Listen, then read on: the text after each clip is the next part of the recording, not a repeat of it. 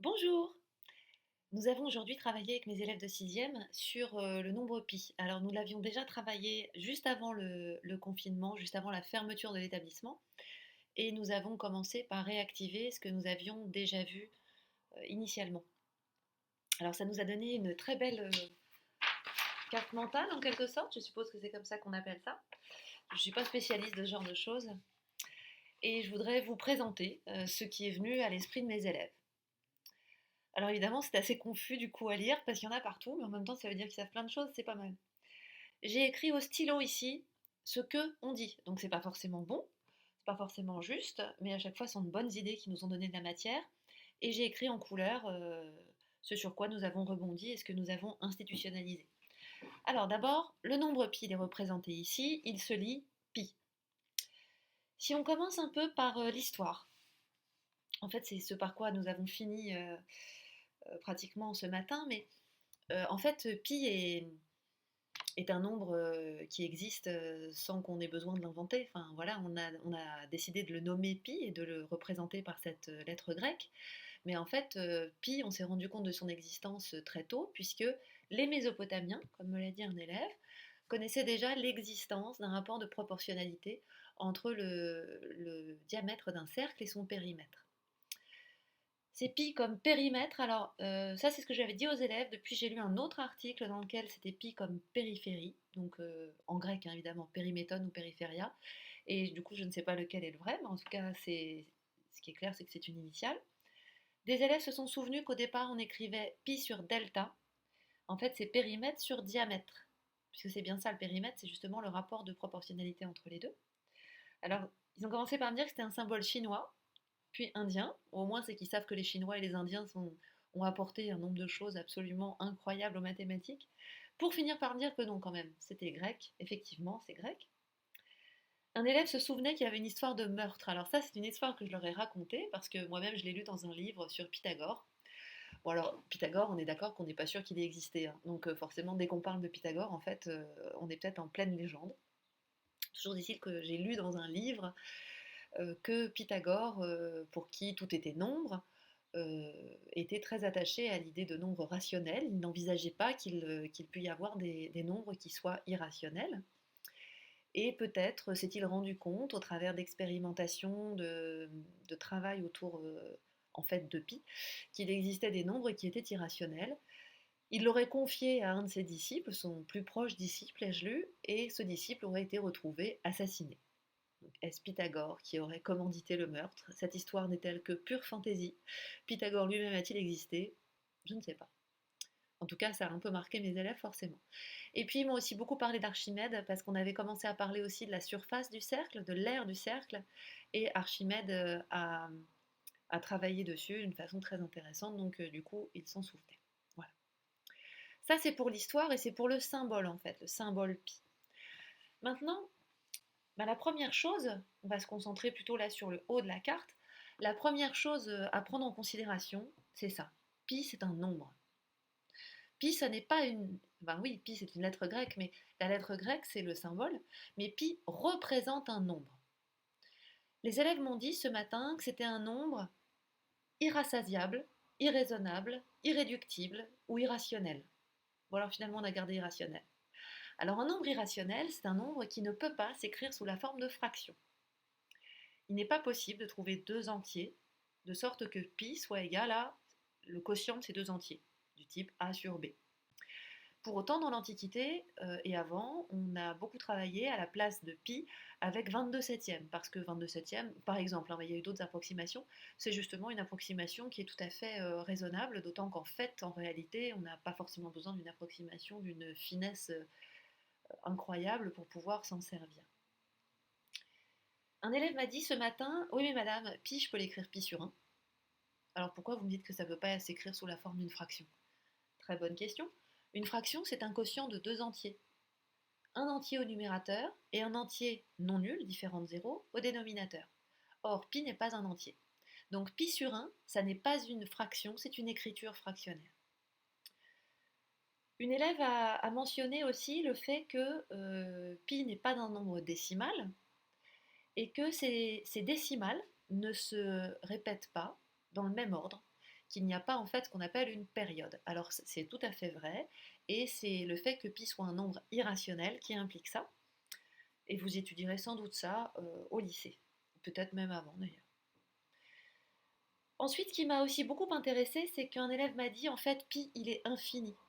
C'est intéressant ça comme phrase parce que qu'est-ce qu'on dit quand on dit que pi est infini?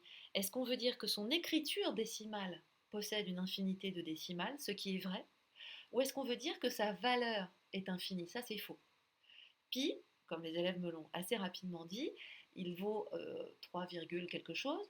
Donc pi, il est bien compris entre 3 et 4. Il n'est pas infini en termes de valeur.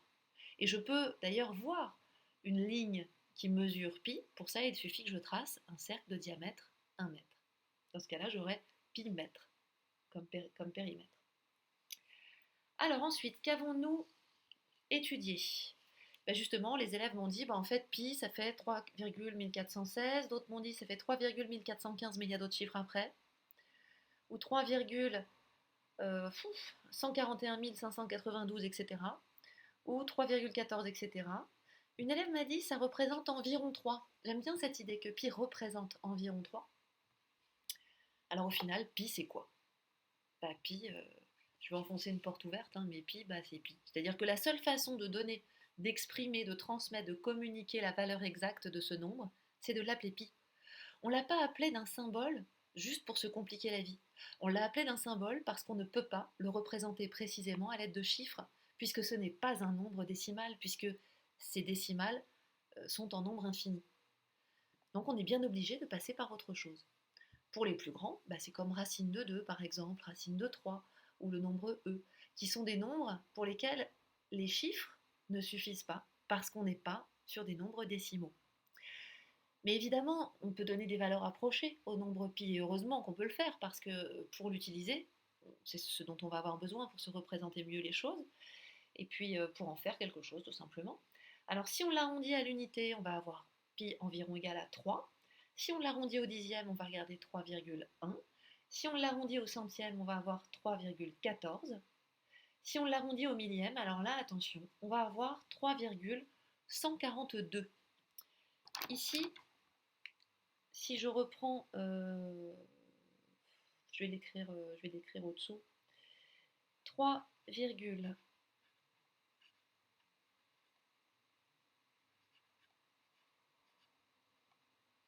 voilà, ça sont les premières décimales du nombre pi.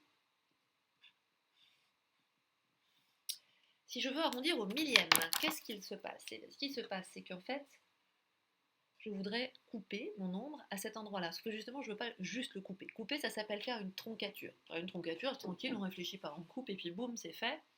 Ça ferait 3,141. Sauf que pour arrondir, nous, on va regarder le chiffre qui suit celui où on veut s'arrêter. Et ici, c'est 5. Or, dans la suite des 10 chiffres, si je forme deux groupes, le premier groupe, le groupe des plus petits nombres, ça va de 0 à 4, parce que le 0 compte comme un nombre. Et de 5 à 9, ben on est sur le groupe des plus grands nombres. Ça veut dire que ce 5 fait pencher 15 du côté de 20. Donc du coup, je suis obligée d'avoir comme valeur approchée 3,142. Et j'ai pas le choix. C'est pas 5, c'est au milieu, alors je fais comme je veux. Si vous regardez ici la suite des chiffres, 5 n'est pas au milieu. 5 serait au milieu si je partais de 1 et que je m'arrêtais à 9, ou si je partais de 0 et que j'allais jusqu'à 10. Mais si j'écris la suite des 10 chiffres, il n'y a pas de chiffre au milieu. Enfin, qu'avons-nous raconté ce matin? Eh bien, nous avons parlé périmètre.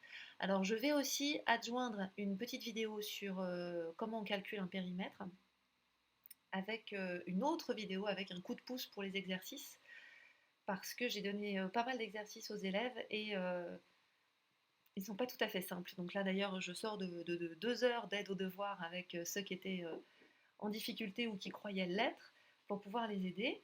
Et c'est vrai que c'est une compétence assez délicate en sixième, hein, puisque là, les élèves sont confrontés à un nombre d'un genre particulier. Alors, qu'est-ce qu'ils m'ont dit? Ils m'ont dit que pi, c'était le périmètre d'un cercle divisé par le diamètre du même cercle. Super. C'est Théo qui m'a dit ça.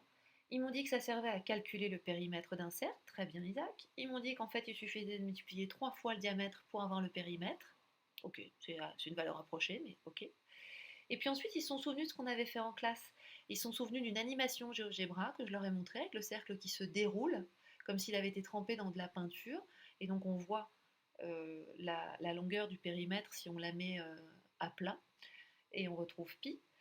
On a mesuré des tas de périmètres dans la classe. J'avais amené des casseroles, on a mesuré le hublot, la table haute, enfin voilà, on a mesuré des longueurs de cercle de tous les cercles qu'on a trouvés.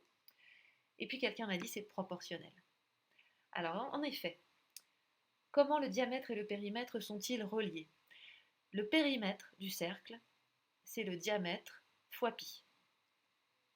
Voilà. Alors, je viens de me rendre compte que là j'ai mis périmètre alors que j'ai bien insisté ce matin sur le fait que je n'allais généralement pas utiliser le mot périmètre, comme je l'ai appris moi à l'école d'ailleurs, mais que j'allais utiliser le mot longueur. On parle de la longueur d'un cercle dans les programmes pour calculer la mesure de la circonférence. Mais la mesure de la circonférence, le périmètre et la longueur du cercle, c'est la même chose. Donc comment est-ce qu'on fait pour calculer? On fait diamètre fois pi. À la place de pi, on choisit une valeur approchée, qui en général est donnée dans la consigne, selon le degré de précision qu'on cherche. Si la consigne nous dit de prendre une valeur approchée de pi à l'unité, on va juste prendre le triple du diamètre, et on aura une approximation du périmètre. Ainsi, ce qui est très important de retenir, c'est que le diamètre et le périmètre d'un même cercle sont proportionnels. Voilà, vous savez à peu près tout ce que je pense qu'un élève de 6e doit savoir sur le nombre pi. Je remercie mes élèves qui ont été très efficaces, qui m'ont bien fait plaisir, parce qu'après plus de 2 semaines de fermeture de l'établissement, ils se sont quand même bien souvenus de ce qu'on avait vu en classe, alors que ça a été une séance un peu orpheline. À bientôt!